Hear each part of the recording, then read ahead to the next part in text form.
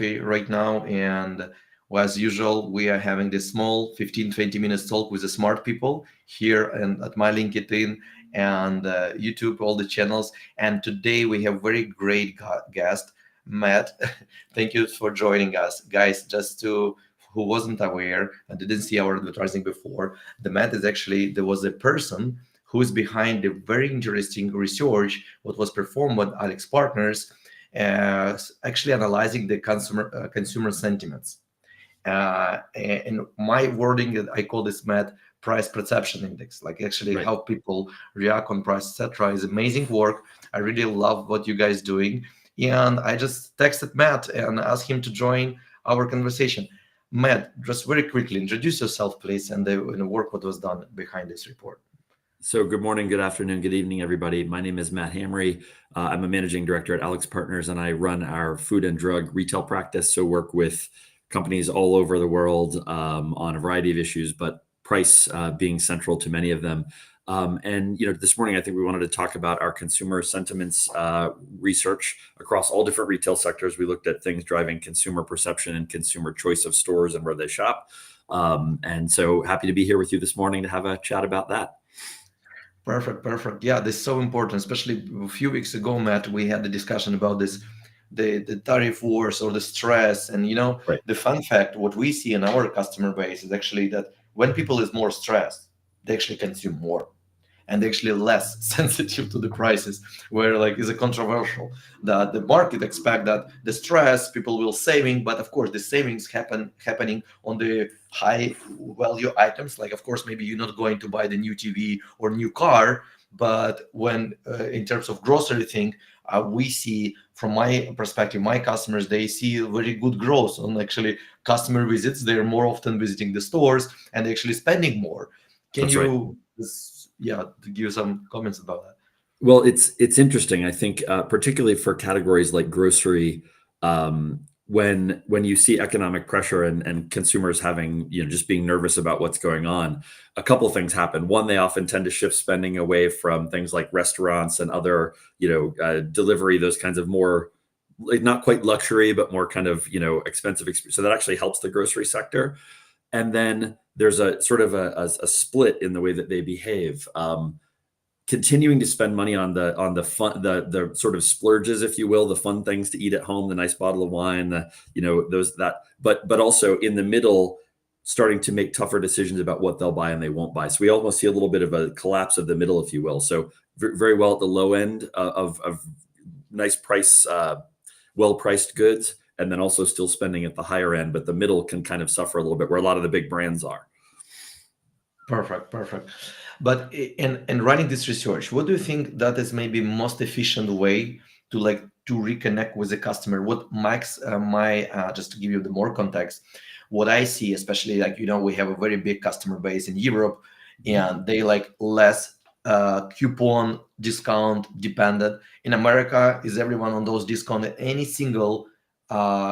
second customer, I feel like over rely on those discounts and coupons, and having the issue with this bottom line, etc. I see the customers as a backing, as you just said, they started consuming more, and the customer producing more and more coupons at the same time with Right. no reason. But give me just more like, what do you think about this kind of thing? If you see that customers are really more, of course they price sensitive and they want to feel like they're making the optimal decision, but what most efficient way for grocery retail, for example, to reconnect with the customer, how hard they should be on discounts in recent days? So it's a great question. Actually, we just published a piece with the Progressive Grocer about this a couple of weeks ago. I think what we see is that too many retailers are relying too much on discounts, grocery retailers in particular, and discounts are fine up until you get to the point where your everyday pricing has lost credibility. And so you've trained customers that you're only worth shopping when you're on discount. And that then completely can very quickly cause a collapse in customer loyalty. So in our opinion, it's very important for retailers to be well priced on an everyday shelf price basis, right? So to make sure that when a customer is either online or in the app or most of all in the store looking at your shelves, that the pricing makes sense, that he or she thinks that it's fair, sees brand architecture that makes sense, pricing architecture that makes sense. And promotions are good if they're focused on their short term, you drive a deal, whatever. But if you're relying on promotions to drive all your volume, there's tremendous risk that you're going to lose customer loyalty and that they'll figure out you're not fair priced. Matt, very nice. Thank you. Maybe just a tricky question. Can you maybe give the example, some the retail, what you really enjoy, how they actually doing this? Like, not a bad example, like a good example. Sure. So a couple that do this particularly well. If you look at, well, of course, we have the discounters and you have those all over Europe. You look at Lidl and Aldi and companies like that are very everyday price kind of players. Walmart, of course, in the US, and the clubs, companies like Costco are very like fair value every day. You go in or you shop and you're going to get a fair price. It's a lot of the mainstream grocers, the Krogers and Albertsons and others of the world that have this really high-low kind of prices always moving around that I think are difficult for consumers. Another great example, Trader Joe's, that many of you out there may know. They were the first kind of, before the discounters came into the US, they were the big, and of course, one of their tricks is private brands. So they control the end-to-end value chain, the quality and features of the product in addition to the price. But there are quite a few examples of companies that are really good at everyday fair price and have very high customer perception of this. Is absolutely agree with you. The Trader Joe's, they're really doing the good thing on our side, that we can optimize prices in the location wise without need to run very deep discounts or promotions. Like, and the customers love them for that. And if I see, I think very rarely there, I see the price on that item would change. It was blueberries, and of course, it's like the of the season, and they need to go up. But it wasn't, even before, never was communicated like lowest price, cheapest to buy, that the fair price. I like this kind of also for the audience, guys, that the fair price or optimal price. There's like more right. Won't try to, sorry guys, as my dog is barking, like heard someone. Sorry when you hear about that. Yeah, Matt, another topic, like how do you think that regarding the price differentiation based on location? For example, the Albertson stores in New York versus Albertson stores in Chicago or Boston or even California. This is a fair to say that it can be adjusted for the, because obviously even the neighborhoods are different and the GDP are different in that particular states and income are different. Why price should be the same? Like, it is, for me, is always fight between this and this explanation that you need to be, if we say we're customer first and the price is a main driver decision, that you need to adjust not only assortment and also your pricing strategy to the location. Give me your opinion, please, about that. So you have to do that. So I think the example of pricing in a place like New York City, customers understand that New York is an expensive place, that rents are high, that labor costs more, and so on and so forth. So, and they're comparing you to your local competitors. So they see other companies have higher shelf pricing. If you do as well, that's okay. You have to sort of be in your competitive environment. And frankly, it doesn't, for many retailers, if they didn't have differential pricing in places like New York versus others, they wouldn't be able to operate stores in New York. So that's all very fair. But the keywords that I said a second ago were that competitive eye, right? If you're pricing way above your competitors, no matter where you are, you're at risk. If you're pricing way below your competitors, you may have a benefit up to a point, and then beyond a point, you're sort of giving away money that you could be spending in experience or quality. So we think regional and differentiated pricing is very important and in fact mandatory, but within reason and thinking like a customer, like what's fair? Yeah. Well, if the other person's around here and I'm in that range, then that's probably fair. Correct. And actually New York in general is a very challenging place that is actually even a few blocks away from the one location is actually absolutely different people are living. If you guys, I will say, like, if you can open the grocery, especially like maybe a small convenient format and survive in New York, you can easily penetrate the whole America, because in the small piece of land, you can practice everything, because like Upper East Side is not Midtown. It's completely different environment, and you're right, and the neighborhood and people And another challenge, this is so easy to go to the competitor store. Here in California, where I am live, right? For me to go to Trader Joe is like 5 minute walk. Right. Me to go to the Whole Foods is like 15 minutes drive. And Right. believe me, if I will know that even the Whole Foods and certain items are cheaper, I will not go there. Like because Right. Trader Joe is here. Yeah. In New York, it doesn't work. Like I can walk like few blocks left or few blocks right, and I get in another store. Yeah, Exactly. this is. Thank you, Matt. This is what I try to also, guys, train the audience who is listening us. The price differentiator by location is absolutely fair. Now, maybe this is not super fair to do this price discrimination by kind Mhm. of audience, etc. This is something, especially for offline brick and mortar retailers, are Right. not the way what you should think. But again, in general, driving price perception index is what actually your report showing that is like I guess the one point what I check for myself that you're saying those sentiments are different. Yes. uh, People really remember like this is a part of your experience. No, this is fair Right. price. And this is what you Right. guys need to come to. It doesn't need to be like this lowest price because you're really in trouble. Just one of example that can't mention the customer name, but they selling this is a department store. They have Mhm. the apparel thing, etc.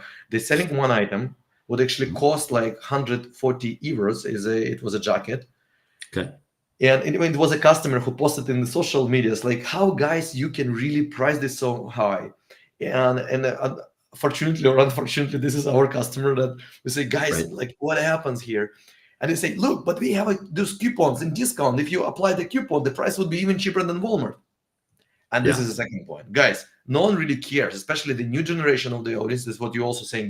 The generation are also changes, and right now the main shoppers are Gen Zs right now, Yeah. That's right? right. Not Gen Ys that was before, etc. And they are kind of they hate the magazines. I don't remember, Matt. Even we not looks like you like Gen Zs, but I don't remember. Well, I took this magazine from my mailbox. Open this. Oh, I see now. I need to go to Safeway and Right. save like $15 on this yogurt because right now is a this is kind of I feel like audience are grow up and they're Yeah. new audience in the blog, especially here in Bay Area, guys. As a San Mateo, this very expensive neighborhood, and I see that most of the old people they moved outside the city. In most cases, Right. go the warmer places, cheaper places than here. But same Safeway still sending those paper magazines with the discounts. What I don't use, Matt. What is your opinion like on this? So you're absolutely right. The behaviors are changing not only with any customer over time, but the age cohorts behave tremendously differently.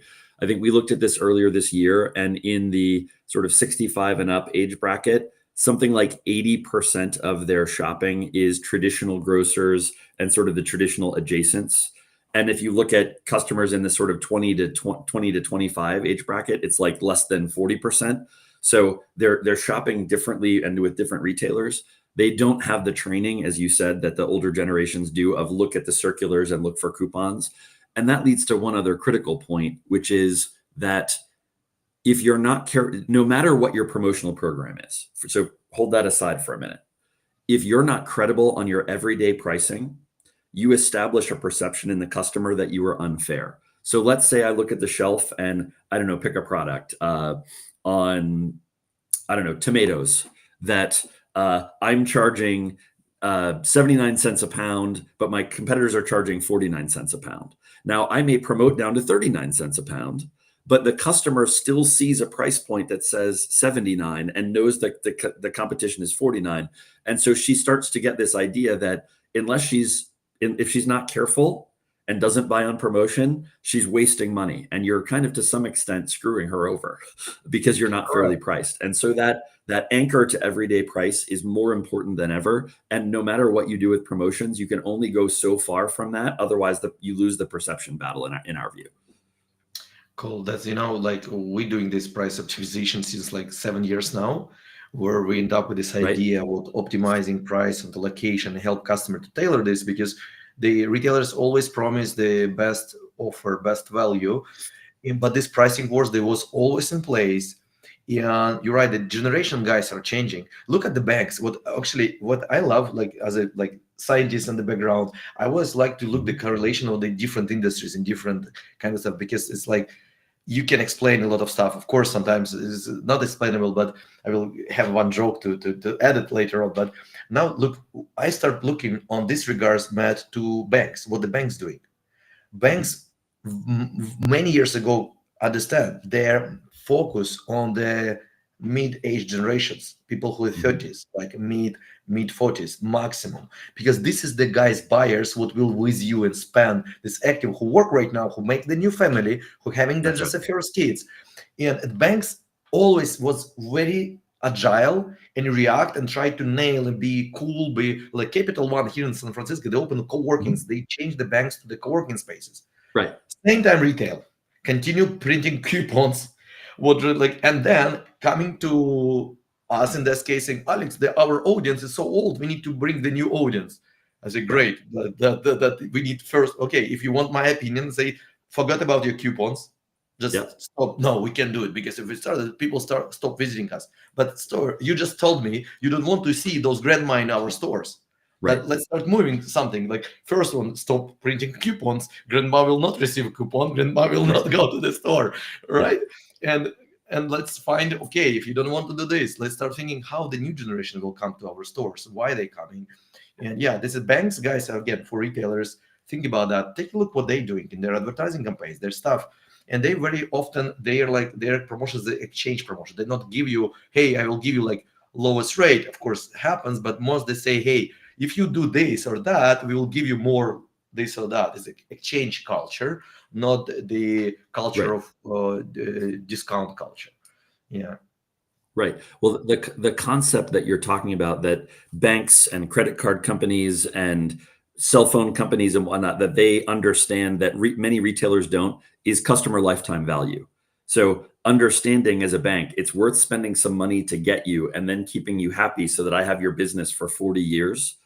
There are some retailers, at least like companies like Costco, do that very well because they're a membership and they think about the membership and how much you're spending Yeah. and over time how to keep you. But so many grocers don't really think about that. And so back to the age hierarchy we talked about a minute ago, too many grocers aren't really thinking about how to get those customers, the young customers, to come and try them and give them a good experience and get them to become repeat customers. So if you don't think like that and think about how to just earn the customer and keep them over time, then you're going to have this Yeah. churn and this transactional nature that's very You expensive. actually remind me, it was a huge boom, guys, recently on the Temu thing. You heard about Yeah, that, of course. yeah, Guys, I know that how Chinese is all about LTV. There was the first invention on this. Someone think that's Amazon, but it's honestly our perception is very changed. AliExpress was also crazy. They even pay the money. If you fill the form, you can complete your profile. And guess what they're asking? They actually like a bank ankit, a bank form. You ask how many kids you have, how much you mhm, spend online, what you use, what car you drive. This is actually AliExpress profile form. And they told me if you fill this, I will give you $50 coupon in your account. You know, and this is why we need this. Again, then we can better target, we can work on LTV, and we know, okay, this kind of the audience. And Temu was crazy about that as well. They say for each new account, again, we still has the what you write also, retail is very bad on, I call it customer acquisition cost. that's right. They can calculate margin, three levels of margin, but never calculate customer acquisition cost, and of course LTV. And the best businesses, guys, in the world, this very simple formula: if your LTV 3 times X higher than your customer acquisition cost, you're fine. You can do the Right. whole magic. And if you want to attract the new audience, right, you can even pay, because if your customer acquisition cost like right now $600, imagine you will make the, I mean, not the coupon to buy the product cheaper, saying I will pay you $200 for the Yep. first purchase Right. in my store, like, and make became the membership. And this again, banks done it like many That's right. years ago and start doing this. They don't this gifts, and it's nothing related to price itself. They give you like on your account, you can spend whatever you want, Right. rather than printing specific pricing on specific items, what actually makes so much headache on the back end. Then calculate who's the margin. You know that my funny question when I see those coupon heavy businesses, Mhm. and always ask guys, show me your margin. And just a quick question: who paying for this coupon? Is it a commercial team or marketing team? Right. Matt, and then it's always like from like 8 from 10 cases the fight starts Right. as soon as I ask it, because they definitely doesn't know who's paying for this coupon. Right. Commercial or commercial says, no, we have our front margin. This is a marketing thing. No. We're not having nothing, like we don't have a budget for sponsoring the Exactly. items. Yeah, this guys, the main point what we're trying to give you is, Matt, that think about your audience, because the customer sentiments is about the audience first, who is shopping in your store, and of course, we as a business, we want to work with the mid-age businesses, everyone, because this is most sustainable, most paid audience. Someone who is more rich, like guys like I think Kroger or Albertson, they can go even further to more younger generation to start engaging with them, is really because it's more expensive. But again, if you clear on your CAC to LTV ratio and you can calculate and you can know it, this and copy the guys who had already done it, like the telecom company, Matt, absolutely right, you're right, banks, and there's a lot of cool techniques how to engage with your audience, and yeah, and put away that, and the price should be fair. Again, Right. the place, again, if you Midtown New York and you have 10 15 customers, you need to be aware that is, of course, you shouldn't compromise first of all your positioning. And again, Right. in general, promo, I don't any, we don't have much companies, but there's a thousands of them, Mhm. and most businesses who heavy rely on discounts and promotions, they honestly feeling really bad. I even know that one guy unfortunately went bankrupt 2 3 years ago. It was biggest bicycle seller in Yeah. UK, and they went bankrupt due their operational margin below 0.8%. And Right. all what they done last 3 years in their pricing strategy, guys, they copying Amazon minus $1. And but honestly, when they came to us and say, Alex, we need to help, like now give AI place to optimize. Say, guys, honestly, my opinion, you need to run from this business. This That's is right. nothing to help. Like this is you like 10 years just copying Amazon on all your items, just minus €1. But because Amazon is not Amazon, Amazon is competing with 9.1 million sellers at the same Yeah. time. These are Wow. merchants of Amazon. How you can survive in this regards? And now we end up as the biggest, it was around £2 billion, guys, online business, what went down to like zero over like a Wow. 3 years. Yeah, I see same like in America happening with guys like Children's Space, Calls, their reports, their like online revenue dropped like significantly. These public companies, you can see it. And again, over rely on discounts and really bad knowledge about the customer. Yeah. That's right.